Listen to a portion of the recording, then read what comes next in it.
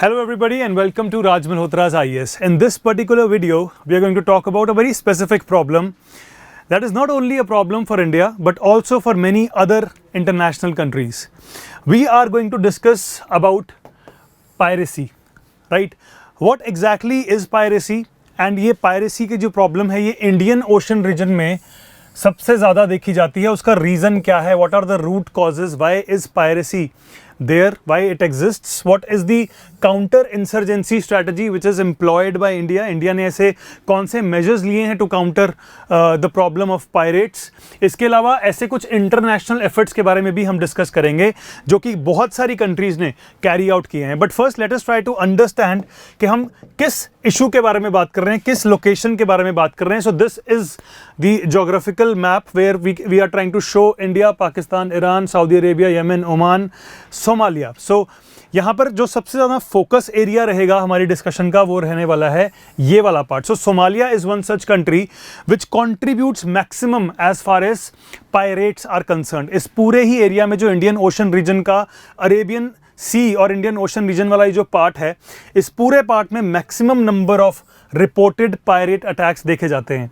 Now it is not the case that अभी recently ये problem हुई है. इनफैक्ट काफ़ी टाइम से तो हम देख रहे हैं this problem is actually reducing. अब काफ़ी हद तक बहुत सारे एफर्ट्स जो हैं इंटरनेशनली भी किए गए हैं and even the Indian government has made a lot of efforts in containing this problem, but still this issue exists today.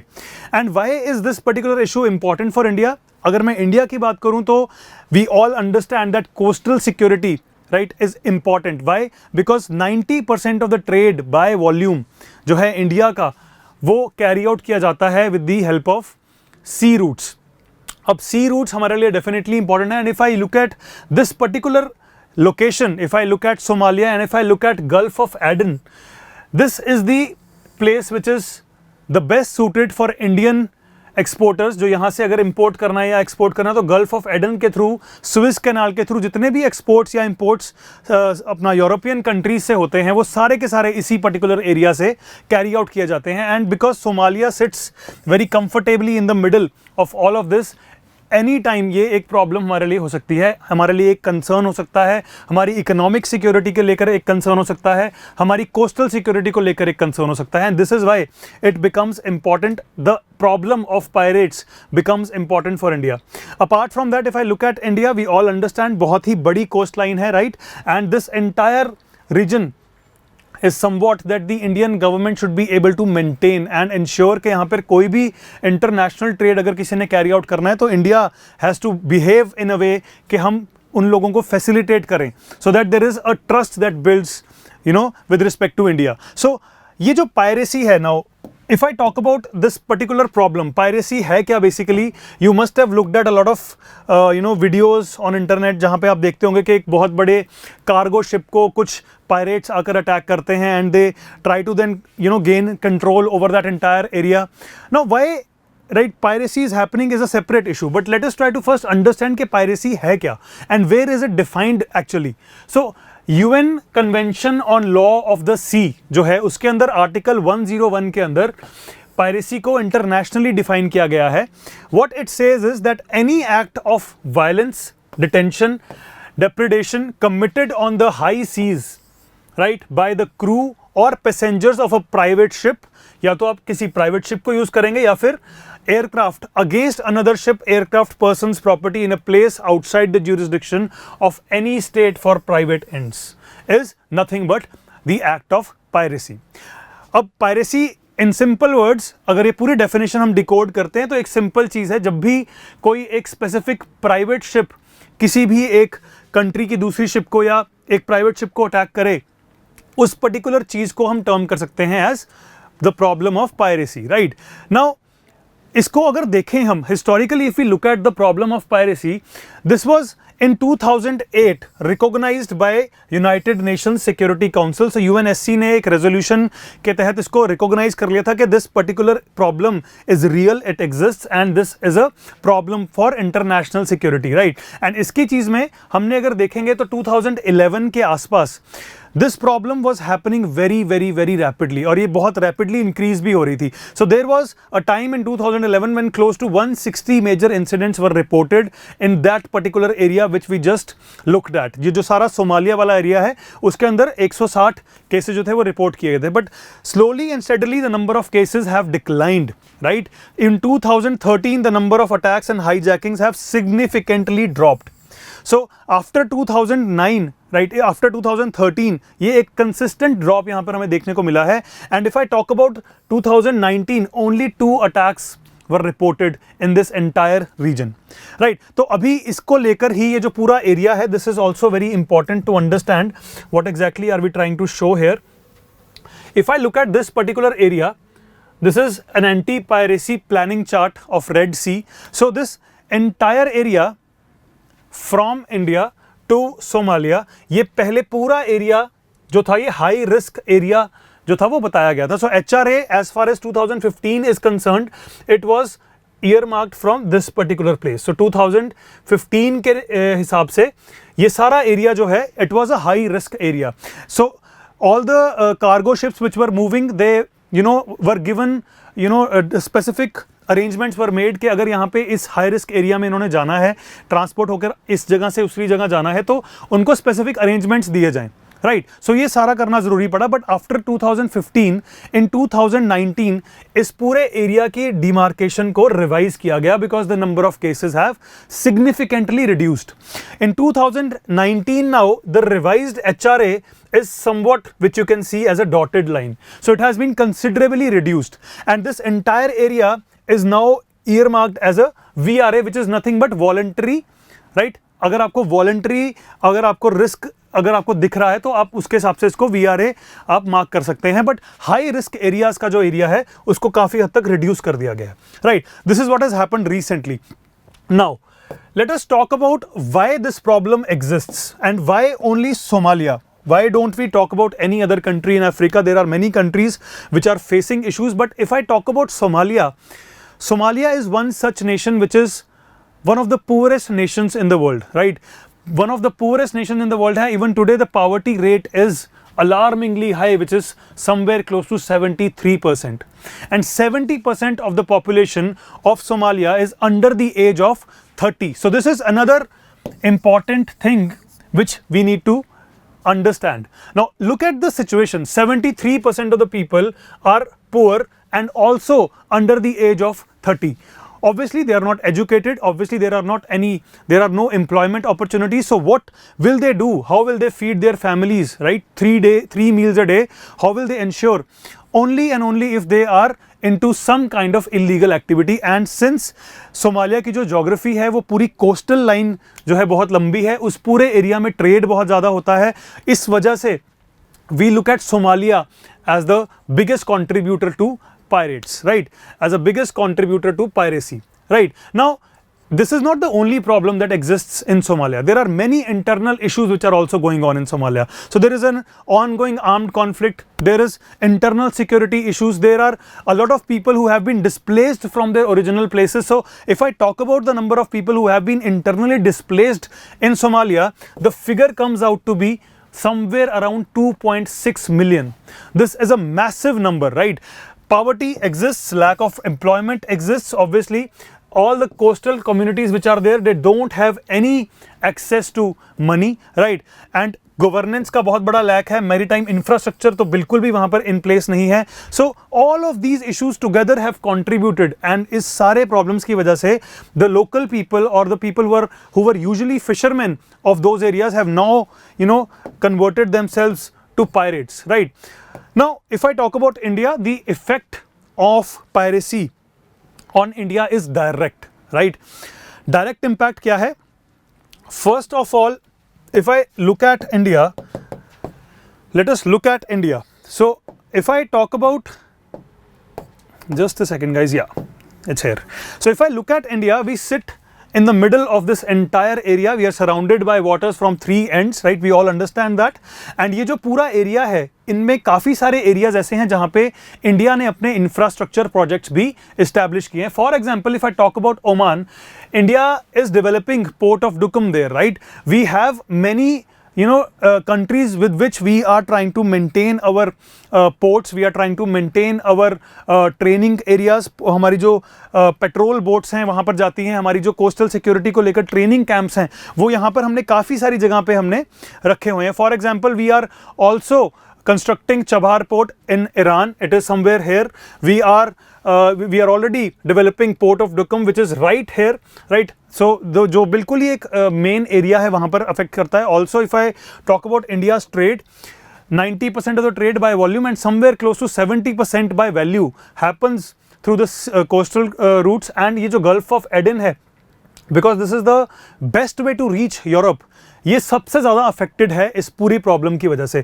These are other areas और other places where which India is trying to develop their coastal presence, where India is trying to exist in the Indian Ocean region. ये बहुत सारी जगह पे India काफ़ी कुछ कर रहा है. But if I look at this particular area which is the most affected as far as piracy is concerned, we have a lot of stake in all of these area. So Madagascar में, Mauritius में हमारा naval communication facility है, हमारे Seychelles में हमारे Indian base है, वहाँ पर हमारे पेट्रोल बोट्स और ट्रेनिंग कैंप्स लगते हैं. So definitely there is a direct impact. Economy के ऊपर डायरेक्ट इम्पैक्ट है, सिक्योरिटी के ऊपर डायरेक्ट इम्पैक्ट है. तो प्रॉब्लम्स तो बहुत सारे हैं, right. If I only talk about gulf of Aden, right, and if I talk about India's trade, the estimated trade which happens through the Gulf of Aden is valued close to somewhere $50 billion, right? 50 billion US dollars का जो है import वहाँ से हो रहा है. And if I talk about exports, it is somewhere close to 60 billion. So a lot of money is at stake, right? And this is why for our economic security ये इस पूरे area को maintain करना बहुत ज़रूरी है. So what has the Indian government done? So let us break the efforts into bigger brackets. अगर मैं legislative effort की बात करूँ, so there was a bill which was introduced in the parliament which is called Anti-Maritime Policy Bill of 2019. फिलहाल it is still a bill. It has not been made into an act. But बहुत जल्दी let us hope this happens very soon. यहाँ पर भी India ने अपनी खुद की definition जो है वो provide करी है, जहाँ पे India is trying to define piracy and how they have defined it is piracy as any illegal act of violence, detention, destruction committed against a ship, aircraft, person or property for private purposes by the crew and passengers of a private ship or aircraft. If you look at this particular definition, it is directly copied from the definition which was given by the UN, right? तो बहुत ही similar definition इस bill के अंदर भी दी गई है. Applicability कहाँ तक है, कहाँ तक ये जो बिल है applicable रहेगा? So all parts of the sea which are adjacent to and beyond the limits of exclusive economic zone of India, उन पूरे areas के अंदर ये जो बिल होगा ये applicable रहेगा. And सबसे अच्छी चीज़ इसके अंदर क्या है कि designated courts भी यहाँ पर जो है वो बनाए जाएंगे ताकि इतने जो भी केसेस होंगे उनको जल्दी से जल्दी जो है वो सुनवाई हो और फटाफट से उनकी स्पीडी ट्रायल के ऊपर फोकस किया जाए. Also there are a lot of discussions happening with many countries जहाँ पे इंडिया के एक्स्ट्राडिशन लॉज जो हैं वो एग्जिस्ट करते हैं. If there is somebody who has been caught doing something against an Indian ship and if he is caught, तो उसको extradite करके इंडिया में लेकर आया जा सकता है और vice versa, right? Both these cases will apply. Apart from legislative efforts, India has also done a great job as far as escorts and protection is concerned. So Indian Navy जो है वहाँ पे उन्होंने एंटी पायरेसी जो patrols हैं gulf of Aden में वो काफ़ी पहले 2008 में ही शुरू कर दिए थे. So this is something that the Indian government realised at the right time कि ये ऐसी प्रॉब्लम्स हमें देखने को मिल सकती हैं. नाउ इंडियन कोस्ट गार्ड जो है उनका भी एक बहुत स्पेसिफिक रोल यहाँ पे दिया गया है कि जितनी भी शिप्स होंगी cargo ships, if they feel that they want protection, they can apply and they can be then escorted by the Indian Coast Guard या फिर Navy उनको escort कर देगी. तो ऐसे लगभग till date around 1000 plus ships have been escorted by these Indian Navy and Coast Guard. So it is not just that Indian nationalities were only helped, right? Various nationalities were helped and different ships of different countries have been escorted. Until now, more than 40 piracy attacks have been prevented by the Indian forces in this particular region.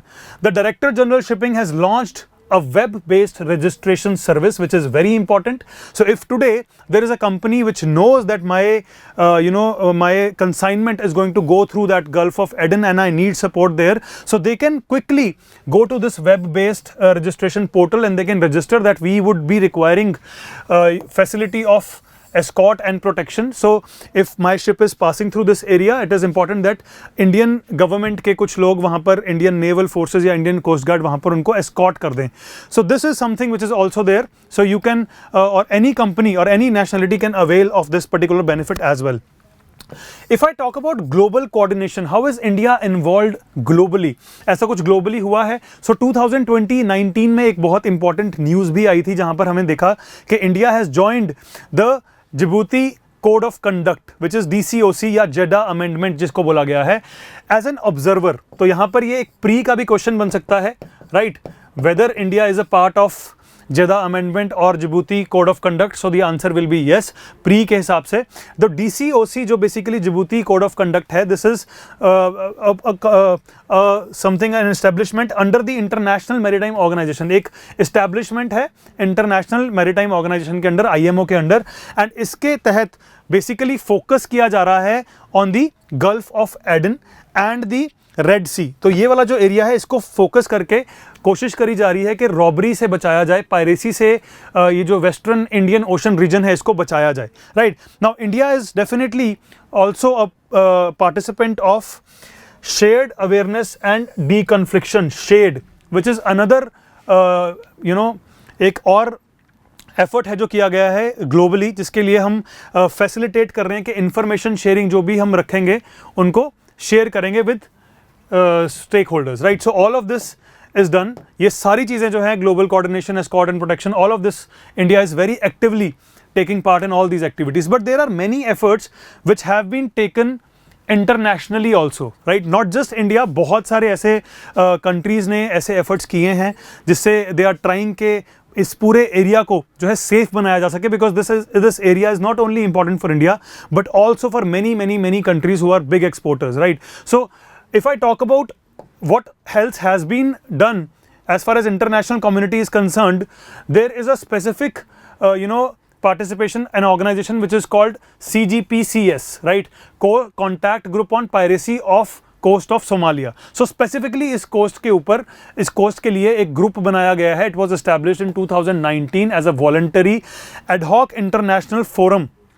एक forum बनाया गया ताकि coordination हो सके आपस में countries के बीच में, राइट? सो पायरेसी एवरीबडी अंडरस्टैंड्स कि ये पर्टिकुलर एरिया में ही ज़्यादा देखने को मिलती है. सो इस पर्टिकुलर एरिया के अंदर लगभग 60 nations have come together and इस ग्रुप को बनाया गया in 2019. Apart from that, MASE Maritime Security Program एक यूरोपियन यूनियन फंडेड प्रोग्राम था जिसको प्रमोट किया गया. It was nothing but it was there to promote security in eastern and southern Africa and Indian ocean. So अगर आप देखेंगे तो ये सारे एफर्ट्स सिर्फ और सिर्फ इंडियन ओशन रीजन की तरफ ही ज़्यादा डायरेक्टेड हैं, राइट? सो पायरेसी की जो प्रॉब्लम है, if I talk about this entire world, तो मैक्सिमम इस एरिया में ही देखने को मिलती है, right?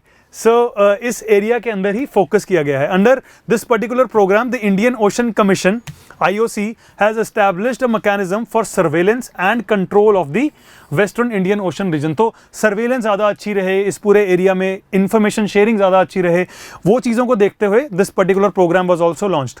Then it is Maritime Crime Program, MCP, specifically targeting again the Indian Ocean. The Indian Ocean team within the United Nations Office on Drugs and Crime, UNODC, a very important organization. ये जो particular organization है इसके साथ जो है इस काम किया गया and Maritime Crime Program जो है उसको बनाया गया.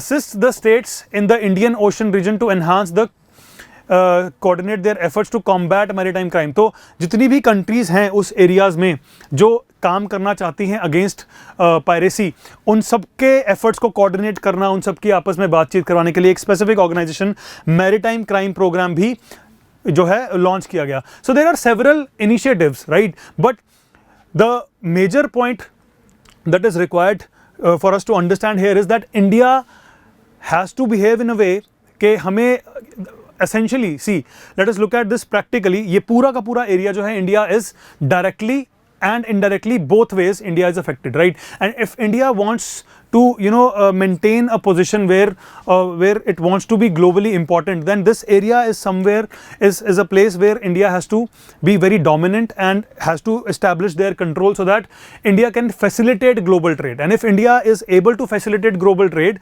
this image which India has will also be recognized internationally, and it will definitely improve relations of India with many other countries. So this is what the concept of piracy is. This is what has happened so far with respect to pirates, with respect to this particular problem. I hope you were able to learn something new with the help of this video. For more such videos, please don't forget to like, share and subscribe to our channel. I will catch you next week with another topic. Till then, take care and bye bye.